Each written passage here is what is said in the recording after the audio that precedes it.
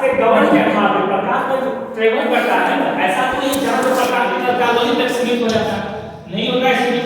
जहाँ से निकलता है प्रकाश निकलता है वहाँ से बाहर निकलता हुआ प्रतीत हो जाता है, ठीक है। तो जो किसी भी पदार्थ से प्रकाश निकलता है, ठीक है, चाहे सूर्य लीजिए या बल्ब लीजिए, तारा लीजिए, आप अगरबत्ती बोले, मोमबत्ती बोले, कुछ भी बोलिए, उससे जब प्रकाश निकलता है उसके सामने कुछ तो वस्तु आता है, टकराता है। ये बल्ब जल रहा है, ये बल्ब का रोशनी जो है कि हमारे क्लास तक पहुंचा है, ऐसा तो नहीं क्लास से बाहर में लाइट चला गया, इसके बीच कुछ तो आया जो क्या के प्रकाश को बाधित किया, रोक दिया, बाधित किया। ये बहुत अच्छा। आप देखिए बाहर भी लाइट है, हमारे क्लास से बाहर लाइट है, और हमारे क्लास से बाहर जब लाइट है तो क्लास बाहर से लाइट को रोकने के लिए आपको बहुत कुछ मिला, इस साइड शीशा मिला, दीवार मिला, लेकिन आप देखिए कि दीवार प्रकाश को रोक दिया, लेकिन शीशा प्रकाश को रोक पाया नहीं, रोक पाया। तो इसी तरह हमने कैटेगराइज किया है प्रकाश के रास्ते में जब वस्तुएं आते हैं तो तीन प्रकार की वस्तुएं आती हैं। एक पारदर्शी वस्तु होती है, पारदर्शी वस्तु हम उसको बोलते हैं जिससे प्रकाश एक बार से दूसरे बार चला जाता है, ठीक है, जैसे कि शीशा हो गया। एक होता है अपारदर्शी वस्तु, अपारदर्शी वस्तु कहने का मतलब हम दीवार को कहते हैं दीवार से प्रकाश इस पार से इस पार आया नहीं आया।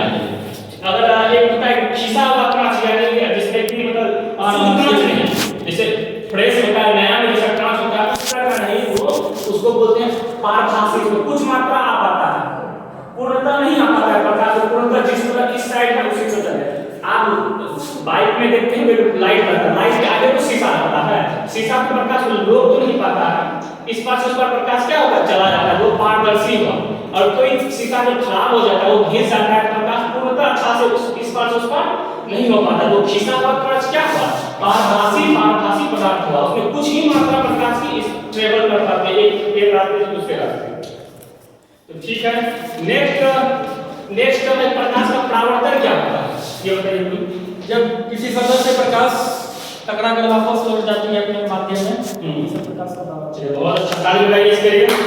तो ये प्रकाश किसी सतह से टकराकर जब वो वापस हो जाती है तो वो प्रकाश का क्या कहलाता है, परावर्तन कहलाता है। और जब वो परावर्तन किसी सतह का, वो जो सतह होता है वही कहलाता है क्या, परावर्तन सतह। तो परावर्तन सतह दो प्रकार के होते हैं, किसी से टकरा करके। अगर हम ये समतल बोर्ड है, ठीक है, इस पे हम लाइट मारेंगे, एक नियमित रूप से वो लाइट उस साइड पर ज्यादा प्रदीप होगा या नहीं। यदि अगर ये समतल नहीं होगा, ये टेढ़ा हो जाता है, टेढ़ा हो जाना करने का मतलब समझे। अगर जैसे ये बेंच रखा हुआ है, बेंच समतल रखा हुआ, एक बेंच इधर है फिर दूसरा नीचा है फिर ऊपर में नीचा है, ये समतल होगा नहीं।